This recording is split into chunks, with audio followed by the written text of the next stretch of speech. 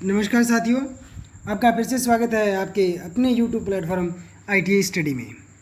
तो अभी तक साथियों हमारा एग्ज़ाम की तैयारी को देखते हुए हमारे चल रहे थे कुछ महत्वपूर्ण प्रश्न, जिनकी ओर हम आगे बढ़ते हुए चर्चा करेंगे हमारे 31 नंबर प्रश्न की। उससे पहले बता देता हूँ, ये जो फर्स्ट सेमेस्टर के प्रश्न होते हैं ये लगभग सभी ट्रेड में समान रहते हैं। तो सभी विद्यार्थी इसे वीडियो को शुरुआत से एंड तक जरूर देखें और जिस किसी प्रश्न पर डाउट हो तो कमेंट बॉक्स में ज़रूर लिखें। जिस किसी ने सब्सक्राइब नहीं किया है सब्सक्राइब कर लें और बेल आइकन को जरूर दबा लें ताकि ये परीक्षा से संबंधित जो भी जानकारी हो आपको सबसे पहले मिल सके। तो चलते हैं आज हमारे अपने पहले प्रश्न की ओर। पहला प्रश्न हमारा है कि what is the name of the part mark as X. तो मैंने आपको पहले बताया था कि जो एक्स वाले प्रश्न हैं बहुत ज़्यादा पूछे जाते हैं। यहाँ एक्स लिखा है, इस एक्स भाग का नाम पूछा है। तो सबसे पहले यह दिया है ये किस चीज़ का डायग्राम है, तो हमें पता है ये किसका है, वर्नियर। किसका? Vernier caliper. Caliper vernier caliper का है। तो हमें पता होता है वर्नियर कैलिपर का सबसे पहले लिस्ट काउंट देखते हैं।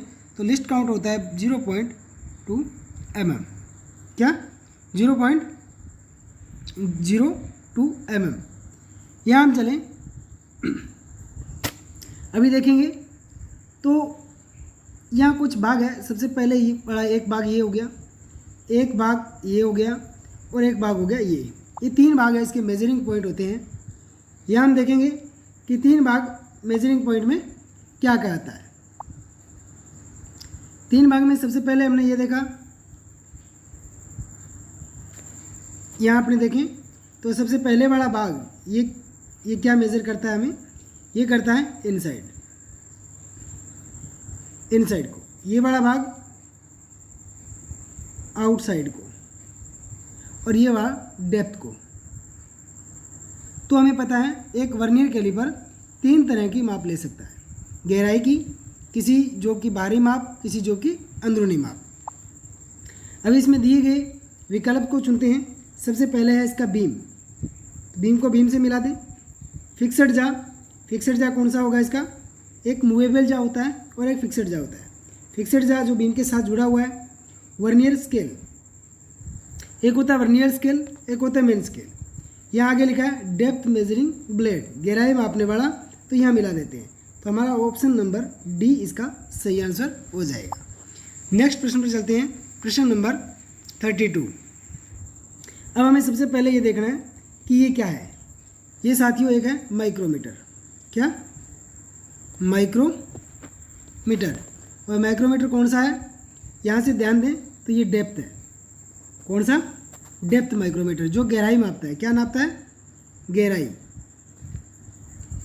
इस माइक्रोमीटर का अल्पतमांक वही 0.01 mm रहेगा, क्योंकि जितने भी माइक्रोमीटर है सबका अल्पतमांक एक ही होता है और वर्नियर का भी एक ही होता है। यहाँ चलें तो सबसे पहले इसके भागों को देखें। इसमें लिखा है केप नहीं होगा, लॉक नहीं होगा, आगे लिखा है भंडार स्टॉक भी नहीं हो सकता, ग्रेजुएशन स्लिप। तो इनमें से आपकी तरफ से क्या आंसर होना चाहिए, कमेंट बॉक्स में ज़रूर लिखें। तो यहाँ अपने देखेंगे तो ये क्या है, मेजरिंग लॉक है। क्या? मेजरिंग लॉक, क्योंकि हम इसको क्या करते हैं, जब हम मेज़र कर लेते हैं उसके बाद इसको लॉक करना पड़ता है ताकि जो हमारी ली गई माप है वो गलत नहीं हो। तो इसका सही आंसर आ जाएगा हमारे पास क्या, बी नंबर, लॉक। प्रश्न नंबर चलते हैं 33 की तरफ। 33 नंबर प्रश्न पे देखें, ये कह रहा है माइक्रोमीटर की बाह्य मीट्रिक की न्यूनतम संख्या क्या है। What is the least count of the metric outside micrometer. तो मैंने अभी बताया था कि आप हमेशा इंग्लिश और हिंदी दोनों को देखें। यहाँ अगर समझोगे माइक्रोमीटर के बाह्य मीट्रिक की न्यूनतम संख्या क्या है, यहाँ कुछ समझ में नहीं आ रहा, इसलिए हम इंग्लिश को पढ़ रहे हैं। What is the least count, और लिस्ट काउंट को अपने क्या कहते हैं साथियों, अल्पतमांक। अल्पतमांक। अब आप कहोगे साथियों कि अल्पतमांक क्या होता है, तो अल्पतमांक किसी उपकरण से, किसी टूल से ली जाने वाली वह छोटी से छोटी माप जो उसे ली जा सके। जैसे हमारे पास एक स्केल है, ये हमारे पास एक स्केल है। इस स्केल पे सबसे छोटी से छोटी माप क्या होती है, हमें पता है 0.5 mm होती है। क्या होती है? 0.5 mm। इसलिए हम इसको क्या लिखेंगे, कि ये इसका अल्पतमांक है किसका, एक स्केल का, स्टील रूल का जिसे अपने बोलते हैं। तो इस प्रश्न का आंसर हमारे सामने क्या होना चाहिए? सबसे पहला है 0.01 mm, 0.10 mm, 0.0001 mm, 0.4 time 0 and 1। तो इसका आंसर आपका क्या होगा? अभी थोड़ी देर पहले आपको बता के गया हूँ मैं। इसका आंसर हमारे पास आएगा 0.01 mm। माइक्रोमीटर कोई भी हो, सबका अल्पतमांक एक ही रहेगा। अगर वर्नियर कैलिपर की बात की जाए तो वर्नियर कैलिपर का 0.02 mm आ जाएगा। अगर यहीं वर्नियर माइक्रोमीटर की बात की जाए तो उसका आएगा 0.001 mm। ये ध्यान देने वाली बात है कि एक वर्नियर जो माइक्रोमीटर होता है उसका अल्पतमांक अन्य माइक्रोमीटर की बजाय ज़्यादा होता है, क्योंकि वह 1 mm के 1000वें भाग को नापता है। आगे देखें, प्रश्न संख्या 34 लिखा, कौन सा हिस्सा बाहरी माइक्रोमीटर में मापने वाले चेहरों पर समान दबाव सुनिश्चित करता है? अब देखो यहाँ चेहरा, अब ये क्या करेगा, कंप्यूटर से सीधा हिंदी ट्रांसलेट किया जाता है तो चेहरे को अपने कहते हैं फेस। अब अपने फेस को सीधा टूल में पढ़ें तो हमें आसानी होती है, अगर चेहरा लिख दे तो समझ में नहीं आता। तो सबसे पहला इसका ऑप्शन है बैरल, दूसरा स्पिंडल, सी नंबर थिम्बल और डी नंबर शाफ्ट स्लोप, जिसे अपने कहते हैं रेचेट स्टॉप। यहाँ स्लोप लिख दिया, लिखना था स्टॉप। तो हमें पता है कि कौन सा हिस्सा माइक्रोमीटर में मापने वाले फेस को जो समान दबाव सुनिश्चित कौन करता है। तो हमें पता है एक माइक्रोमीटर होता है, उस माइक्रोमीटर के पीछे की ओर यहाँ एक रेचेट स्टॉप लगा होता है जिस पे नर्लिंग की होती है। ये क्या करते हैं, जब अपने किसी भाग के, ये स्पिंडल आ गया यहाँ से, इस भाग के बीच में जब कोई जॉब लगाते हैं इस पे समान दबाव कौन सुनिश्चित करेगा, तो हमें पता है रेचेट स्टॉप। तो हमारा आंसर आ जाएगा डी नंबर रेचेट स्टॉप। प्रश्न नंबर 35 पे चलते हैं। नेक्स्ट प्रश्न आया हमारा 35 का प्रश्न है कि माइक्रोमीटर का निश्चित मापने वाला फेस कौन सा होता है। इंग्लिश में देखें तो which is the fixed measuring face of the micrometer, कि ये कह रहा है कि माइक्रोमीटर का निश्चित मापने वाला भाग कौन सा होगा। सबसे पहला है एनविल, उसके बाद में चले आगे की ओर।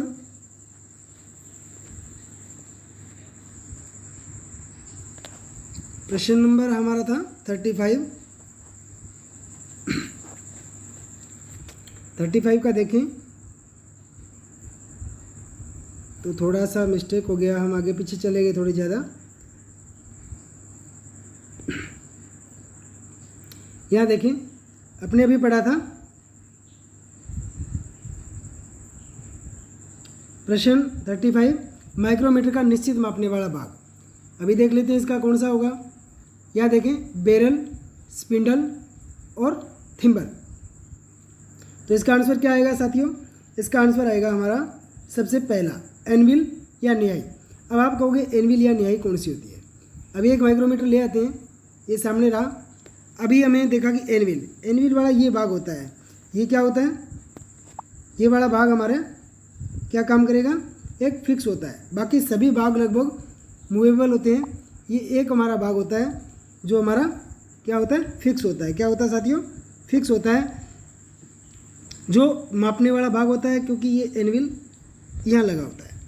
इसके बाद यहाँ स्पिंडल आ जाएगा, ये बैरल आ जाएगा, स्लीव आ जाएगा, ऊपर के बैरल आ जाएगा, पीछे रेचेट स्टॉप आ जाएगा, यहाँ एक लॉक स्क्रू भी लगा होता है।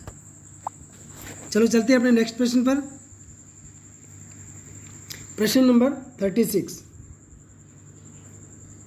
प्रश्न पूछ रहा है केम शाफ्ट पत्रिकाओं के व्यास को मापने के लिए किस उपकरण का उपयोग किया जाता है। केम शाफ्ट पत्रिकाओं, अभी मैंने कहा था हिंदी को प्राथमिकता नहीं देनी, हमें इंग्लिश की तरफ ध्यान देना है।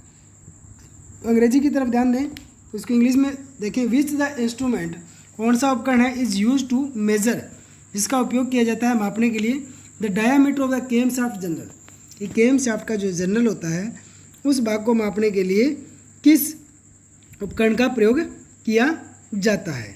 तो यहाँ अपने देखेंगे कि एक केम शाफ्ट है, ये मान लेते हैं हमारे पास एक केम शाफ्ट है, सीधी शाफ्ट होती है केम शाफ्ट, जिस पे इस तरह से केम लोब बने होते हैं। ये इसके आगे जनरल, ये क्या हो गए, ये भाग आगे जनरल। ये कह रहा है इन भागों की जांचने के लिए जो ऊपर का डायामीटर है, इसका जो डी होता है, उसे मापने के लिए किस उपकरण का प्रयोग करेंगे। सबसे पहला है गहराई माइक्रोमीटर। तो हमें गहराई नहीं नापनी, हमें इसकी मोटाई नापनी है। ये हो गया गलत। प्रश्न नंबर सेकंड है 3 पॉइंट इंटरनल डायामीटर। तो इंटरनल नहीं, हमारे पास एक्सटर्नल है। इनसाइड डायामीटर ये भी नहीं नापेगा, तो इसका सही आंसर आ जाएगा आउटसाइड माइक्रोमीटर। प्रश्न नंबर चलते हैं 37 पर। 37 प्रश्न कह रहा है कि which material use in the outside micrometer anvil. ये कह रहा है कि बाह्य माइक्रोमीटर, यहाँ देखो गलती होगी ना इसकी कि किलोमीटर लिख दिया, यहाँ लिखना था माइक्रोमीटर, तो इसलिए आप इंग्लिश को ध्यान में दें। एनविल, एविल लिख दिया इसको, एनविल को में कौन सी सामग्री का उपयोग किया जाता है। तो हमें पता है एनविल को ऐसा बनाया जाता है जो घिसाव रोधी हो। पीतल का नहीं बनाएंगे, या फिर देखो ब्रोंज को, यहाँ कांसा लिखना था इसने, कांसा। कार्बन का नहीं बनाते, तो यहाँ कार्बाइड का आंसर बिल्कुल करेक्ट आ जाएगा। क्वेश्चन नंबर 37 का डी आंसर। चलते हैं नेक्स्ट प्रश्न पर 38 प्रश्न में पूछ रहा है कि एक्स के रूप में चिन्हित भाग का नाम क्या है। ये तो हम बिना देखे ही बता देंगे, फिर भी हम इसके अन्य भागों की चर्चा कर लें। अन्य भागों की चर्चा करें तो सबसे पहले एनविल, एनविल वाला भाग ये आ गया, फ्रेम ये आ गया, दूरा स्पिंडल यहाँ लगा ही नहीं है, यहाँ बना लेते हैं अपने स्पिंडल ये ऐसा, और थिम्बल पीछे की ओर चले जाते हैं। अब पूछ रहा है एक्स, एक्स हमारे पास आंसर क्या आना चाहिए इसका, हमारे पास आंसर आना चाहिए एक्स इसका एक्स के रूप में फ्रेम, क्या फ्रेम या ढांचा। चलते हैं अपने नेक्स्ट प्रश्न पर 39। या फिर प्रश्न वही पूछा एक्स भाग का नाम क्या है। एक्स भाग का नाम अभी हम पढ़ के गए हैं, तो फ्रेम हो गया ये, स्पिंडल यहाँ आएगा, थिम्बल पीछे चला गया, और एनविल हमारा ये आ गया, जिसे अपने एनविल को निहाई भी कहते हैं। क्या कहते हैं साथियों, निहाई। और ये किसका बना होता है, कार्बाइड की टिप होती है, कार्बाइड, कार्बाइड। चलो चलते हैं 39 के बाद 40 पे।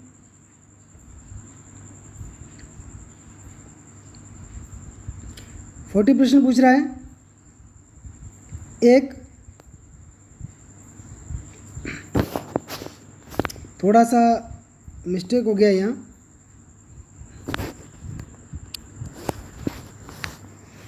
नंबर प्रश्न का पूछ रहा है कि हमारे कितने डिवीज़न बने होते हैं। तो हमें पता है कि हम mm की बात करें कि एक, जब ये स्लीव में 1 mm बढ़ना हो तो हम स्लीव को 2 बार घुमाते हैं, कितना, 2 बार। तो अगर एक कितने भागों में बांटेंगे इसको, तो इसका सीधा सा आंसर आ जाएगा हमारा 50। 60 में नहीं बांट सकते, न 40 में, न 30 में, तो हमारा सही करेक्ट आंसर आ जाएगा 50 डिवीज़न में बांट लेते हैं। प्रश्न नंबर आता है 41 में प्रश्न पूछ रहा है माइक्रोमीटर के एक थिम्बल डिवीजन रीडिंग का मूल्य क्या होता है, जिसे अपने कहते हैं कि इसका मान क्या होता है। एक थिम्बल डिवीजन की रीडिंग का मूल्य, सीधा सा आंसर इसका आ जाएगा साथियों 0.01 mm होता है, क्योंकि जो इसका अल्पतमांक होगा वही इसी एक डिवीजन का मान होगा, इससे छोटा यह मान नहीं दिखाएगा, ना ही बड़ा दिखाएगा। प्रश्न नंबर 42 मापक यंत्र का नाम पूछ रहा है कि इस मापक यंत्र का नाम क्या है। 42 का अपने देखें, इस मापक यंत्र का नाम, यहाँ देखें तो ये क्या कर रहा है, यहाँ ये क्या, एक बोर है, क्या है साथियों, बोर। बोर का क्या माप रहा है, अंदरूनी डायामीटर माप रहा है। तो डेप्थ गेज, गहराई गेज होता तो अंदरूनी गहराई ऐसा कुछ इस तरह से होता, इसके अंदर कोई चीज़ लगी होती, ये गहराई नापता तो गहराई बड़ा होता, ये नहीं आएगा। Bore dial gauge, bore dial gauge हो सकता है ना साथियों, इसको अपने एक बार करेक्ट मान लेते हैं। टेलीस्कोपिक गेज, टेलीस्कोपिक गेज में ये मीटर नहीं लगा होता, क्योंकि वह प्रत्यक्ष मापी नहीं होता। टेलीस्कोपिक गेज होता है अप्रत्यक्ष मापी होता है। वर्नियर गेज, तो तो यहाँ वर्नियर भी नहीं है, तो हमारा सही आंसर हो जाएगा बोर डायल गेज। आगे चलते हैं, प्रश्न नंबर 43, चिन्हित रूप में भाग का नाम क्या है। प्रश्न नंबर 43 यहाँ आएगा हमारा। अब यहाँ डायल बोर गेज के कुछ भागों के नाम पूछ रहा है, तो हमने उन भागों के नाम बताने हैं। तो ये पूछ रहा है ये क्या है, कौन से वाला, कि एक्स भाग का नाम क्या है। तो एक्स भाग का नाम हम यहाँ शो करें तो सीधा का है स्पिंडल, स्पिंडल यहाँ चला गया, स्पिंडल ये नहीं है, सॉरी ये आएगा इसका प्लंजर, स्पिंडल ऊपर चला गया, और फिक्सड एनविल इंसर्ट यहाँ लगाएंगे इंसर्ट, और ये बच गया जूतों के लिए, जूतों के लिए नहीं आएगा सेंटरिंग शूज, ये इसका भाग का नाम हो गया हमारा इसका प्रश्न नंबर, ये आंसर नंबर सी इसका करेक्ट आंसर हो गया। नेक्स्ट चलते हैं प्रश्न नंबर 44 पर। 44 का देखें, या फिर एक्स पूछा है, एक्स भाग का नाम क्या है। एक्स भाग का नाम देखें तो यहाँ अभी आपने देखा था प्लंजर, ये वाला भाग जो दबता है, ये इसका स्पिंडल आ गया, और फिक्सड एनविल और जूतों के लिए फिक्सिंग अपने इसको मान रखा था। तो इसका सही आंसर क्या होगा साथियों, हमारा इसका सही आंसर होगा हमारा बी नंबर प्लंजर। 43 का देखें, फिर एक्स भाग का नाम पूछ रहा है। 45 का अपने देखेंगे एक्स भाग का नाम क्या है, स्टेम तना, या इसको क्या कहते थे डंडी, इसका बीच वाला भाग, ये क्या है इसका प्लंजर, प्लंजर नहीं डायल, डायल। तो इसका सही आंसर क्या होगा साथियों, B number plunger, sorry stem तना, हो जाता है मिस्टेक कई बार। प्रश्न नंबर 46 नंबर प्रश्न पे पूछ रहा है, which part accurate the movement of the dial for reading measurement of the dial bore gauge. Dial bore gauge के मापन के लिए डायल के आंदोलन, यहाँ देखो आंदोलन, आंदोलन किसका बारे में है, तो यहाँ आपने गलती, आंदोलन को कौन सा भाग सक्रिय करता है, तो कौन सा भाग सक्रिय करेगा साथियों, यहाँ आपने देखें इसका आ जाएगा सक्रिय करने के लिए इसका आंसर आएगा स्वार, या अपने जिसको कहते हैं अपनी भाषा में प्लंजर, हमें प्लंजर याद रखना है, हिंदी की तरफ ध्यान नहीं देना। अब आप कहोगे सर कि ये कैसे करेगा, तो अपने पीछे वाले प्रश्न पर वापस चलते हैं। यहाँ देखो उसने पूछा था इस डायल को कौन एक्टिव करता है, इसको एक्टिव कौन करेगा, जब ये प्लंजर दबेगा, प्लंजर दबेगा तो ये पूरी की पूरी इन्फॉर्मेशन यहाँ जाएगी, तो ये डायल इसका जो इंडिकेटर लगा हुआ है, सुई लगी हुई है, वो आगे पीछे घूमेगी। तो यही प्रश्न यहाँ ये पूछ रहा था प्रश्न नंबर 46 में। तो इसका 46 का क्या आंसर आ गया साथियों, प्लंजर। 47 पे अपने देखते हैं प्रश्न नंबर, माप को पढ़ने के लिए किस उपकरण का उपयोग किया जाता है, तो किसकी माप को, टेलीस्कोपिक गेज। अभी मैं बता के गया हूँ टेलीस्कोपिक गेज एक क्या है, अप्रत्यक्ष मापी है। कौन सा, अप्रत्यक्ष मापी। एक टूल होते हमारे पास प्रत्यक्ष मापी, प्रत्यक्ष मापी। तो प्रत्यक्ष और अप्रत्यक्ष में क्या आएगा, एक डायरेक्ट मेजरिंग और एक इनडायरेक्ट मेजरिंग। प्रत्यक्ष वो होंगे जिनमें हम सीधी माप उनसे ले सकते हैं, जैसे हमारे पास वर्नियर माइक्रोमीटर है, कैलिपर है, चाहे वो हमारे पास स्केल है। और अप्रत्यक्ष मापी जिनसे हम, जैसे हमारे पास जो अपने बात करें अभी जो टेलीस्कोपिक गेज की बात हो रही है, और इसके अलावा हमारे जो कैलिपर होते हैं इनसाइड और आउटसाइड, उनसे माप हम सीधा नहीं बता सकते कि कितनी माप है, किसी न किसी सहायक उपकरण से उसकी माप ली जाती है। तो यहाँ इसने पूछा किसके द्वारा ये माप ली जाती है, तो इसका आएगा आउटसाइड माइक्रोमीटर द्वारा, क्योंकि टेलीस्कोपिक गेज क्या होता है, एक सीधी एक तरह की रोड के समान होता है। तो यहाँ बात करें गहराई माइक्रोमीटर, गहराई इसमें है नहीं, अंदरूनी माइक्रोमीटर अंदर इसमें लगेगा नहीं, तो बाहरी प्रकार का माइक्रोमीटर आएगा। और 3 पॉइंट क्या होता है, किसी गहराई में इस तरह से लगाने के काम आता है, तो ये भी नहीं आएगा। तो इसके बाहर से माप लेने के लिए हमारा कौन सा आएगा, बाह्य माइक्रोमीटर। प्रश्न नंबर 48 में फिर पूछ लिया एक्स भाग का नाम क्या है। एक्स भाग का नाम यहाँ देखें तो सबसे नीचे वाला भाग कौन सा होगा इसमें, प्लंजर। क्या होगा, प्लंजर। अगर ये दबेगा तो इंडिकेशन दोनों आगे की ओर चलेंगे, पॉइंटर हमारा ये आ गया। स्टीम ये आ गया, और एनविल इसके आगे वाला भाग एनविल हो गया। तो इसका करेक्ट आंसर हमारे पास 48 का साथियों हमारा है answer number C, plunger.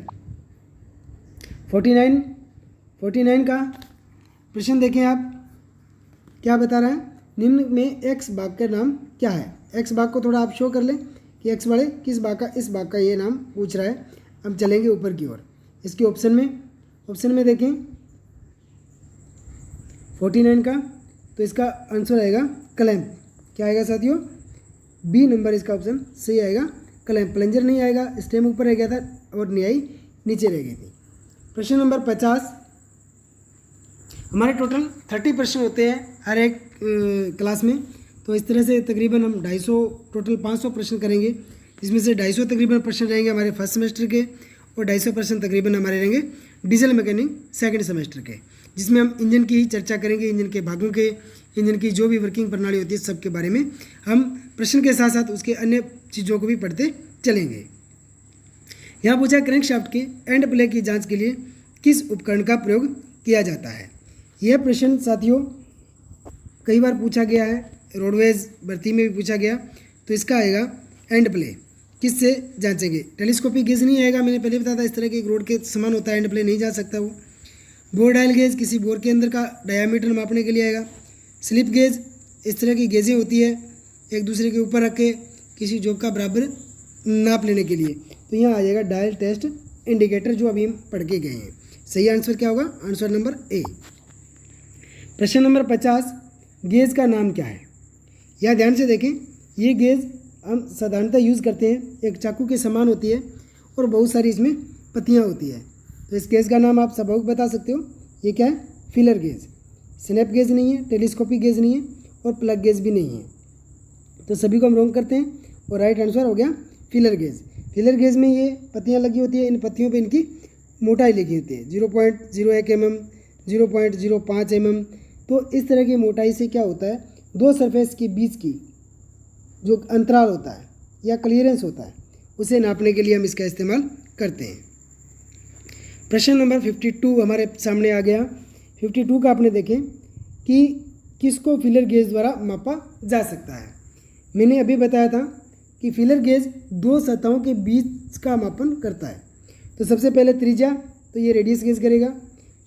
Screw pitch, ये स्क्रू पिच गेज करेगा। सरफेस रफनेस, इसका कोई काम नहीं है। संभोग मतलब बिटवीन मटेरियल पार्ट्स, मैचिंग, से संभोग को आप संयोजित लिख सकते हो, संयोजित होने वाले दो भागों के बीच का गैप। आंसर नंबर डी आपका करेक्ट रहेगा। प्रश्न नंबर 53 आप हमारे सामने आया है। प्रश्न नंबर 53 का आपने देखें कि आंसर क्या रहेगा। प्रश्न पूछ रहा है खुरदरी सतहों पर किस मार्किंग मीडिया का उपयोग किया जाता है। तो हमने सबसे पहले मार्किंग मीडिया पढ़े, तो खुरदरी सतह पर हम किस प्रकार की मीडिया का इस्तेमाल करेंगे।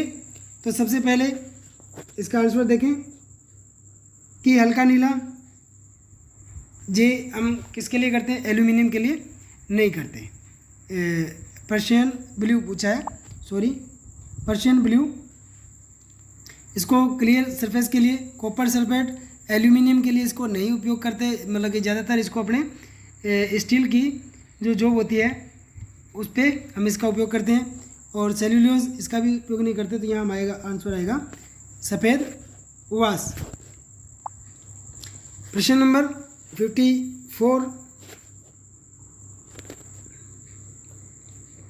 54 नंबर प्रश्न पे अपने ध्यान से देखें साथियों। प्रश्न आ रहा है कि समापत सतहों में कौन सा अंकन मीडिया चिन्हित करता है, मतलब कि which marking media use to mark in the finished surface. जो हमने जॉब बनाया, उस जॉब को हमने कंप्लीट कर लिया, उस जॉब पर कौन सा मार्किंग मीडिया इस्तेमाल किया जाएगा। क्योंकि हम रफ सरफेस पे हमने क्या किया, रफ पर हमने किया वाइट वाश। कॉपर सल्फेट ज़्यादातर नहीं करते क्योंकि यह खतरनाक होता है, जिसे अपने क्या कहते हैं, नीला थोथा भी कहते हैं। तो यहाँ इसका आंसर आएगा पर्शियन ब्लू, क्योंकि ये जल्दी सूख जाता है, परत इसकी पतली होती है, इस कारण हम पर्शियन ब्लू का इस्तेमाल करते हैं। प्रश्न नंबर 55, प्रश्न 5 और रह गए साथियों लास्ट, उसके बाद अपना नेक्स्ट क्लास आएगी। यहाँ कह रहा है कि कौन सा मार्किंग मीडिया जहरीला होता है। अब पिछले प्रश्न में बता के गया हूँ जहरीला कौन सा होता है। जहरीला होता है कॉपर सल्फेट, इसे क्या कहते हैं, नीला तोता। और नीला तोता हमें पता है बहुत ज़्यादा खतरनाक होता है, अगर हाथों में लग जाए तो हाथों में छेद कर देता है, आँख में गिर जाए तो आँख हमारी सदा के लिए ख़राब हो सकती है, इसलिए इसको उपयोग नहीं करना चाहिए। संभावित करना हो तो पूरी सेफ्टी के साथ इसका इस्तेमाल करना चाहिए। प्रश्न नंबर 55 सीधे आंसर कर लेते हैं। उपकरण का नाम क्या है? सीधा सीधा पता है सबको इस उपकरण का नाम क्या है, क्योंकि हम क्लासरूम में सबसे ज़्यादा इस्तेमाल अपने इसी का ही करते हैं। तो ये हमारे पास क्या है साथियों, सरफेस प्लेट। प्रश्न नंबर 57 हमारे पास आया है। 57 का पूछ रहा है कि एसआई इकाई के अनुसार लंबाई का मूल इकाई क्या है। लंबाई की मूल इकाई क्या है? तो लंबाई की मूल इकाई क्या होती है, मीटर। लंबाई की मूल इकाई क्या होती है, मीटर। इसके बाद प्रश्न नंबर 58 इंजीनियरिंग स्टील नियम की सबसे कम गिनती क्या है। What is the least count of engineering. यहाँ हमने गलती नहीं करनी, प्रश्न ढंग से पढ़ना, ये या समझ नहीं आ रहा तो इसलिए अपने यहाँ पढ़ लेना लिस्ट काउंट। जो मैं बता के गया हूँ इंजीनियरिंग स्टील का लिस्ट काउंट अपने बता के गए थे 0.5 mm। क्या होता है साथियों, 0.5 mm। अभी ऑप्शन देख लेते हैं। ऑप्शन में यहाँ देखेंगे आंसर, ये देखो स्टील रूल दर्शा रखा है, इसका क्या आया हमारा आंसर। यहाँ देखिए आंसर इसका आएगा 0.5 mm, क्योंकि एक स्टील रूल का छोटी से छोटी माप 0.5 mm ही ले सकता है। उसके बाद 1 mm आ जाता है, 1 mm के 5 mm की बड़ी लाइन, फिर ऐसे करके 10 पे 1 का निशान आ जाता है। एक क्या हो जाता है, सेमी हो जाता है। और टोटल छोटे वाला स्केल होता है जो 6 इंच का होता है और 15 सेमी होता है। बड़े वाला 12 इंच का होता है और 30 सेंटीमीटर का होता है। और 1 सेमी बराबर 10 mm और 6 इंच बराबर 150 mm और 30 सेंटीमीटर बराबर 300 mm के स्केल हमारे पास उपलब्ध होते हैं।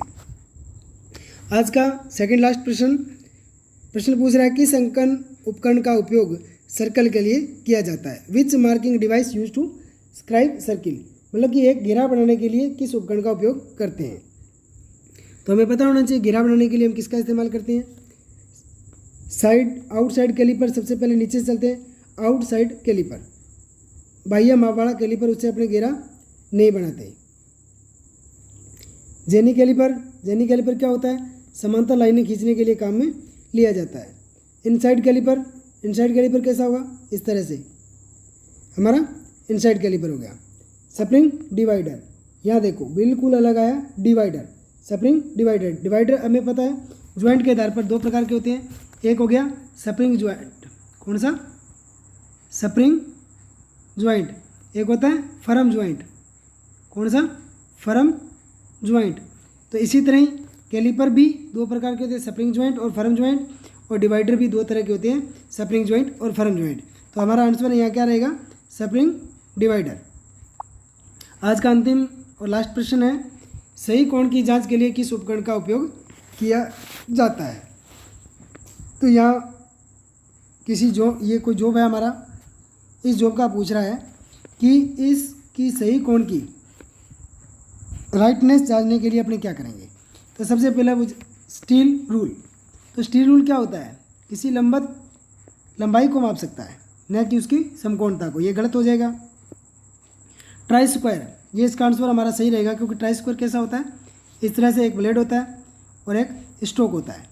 ये क्या करता है, किसी जॉब का समकोणता को मापता है। फर्म ज्वाइंट कैलीपर, तो हमें पता है कैलीपर क्या करता है कि इस तरह के सीधे टांगों वाले होते हैं। और स्प्रिंग ज्वाइंट कैलीपर, ये दोनों प्रकार आ गए, स्प्रिंग और फर्म। तो आपने याद रखना है फर्म ज्वाइंट और स्प्रिंग ज्वाइंट। तो हमारा आंसर रहेगा बी नंबर, कौन सा, ट्राई स्क्वायर। धन्यवाद साथियों, आज के लिए इतना ही। नेक्स्ट वीडियो के लिए आप तैयार रहें। वीडियो को ज़्यादा से ज़्यादा लाइक और शेयर करें। धन्यवाद। जय हिंद, जय भारत।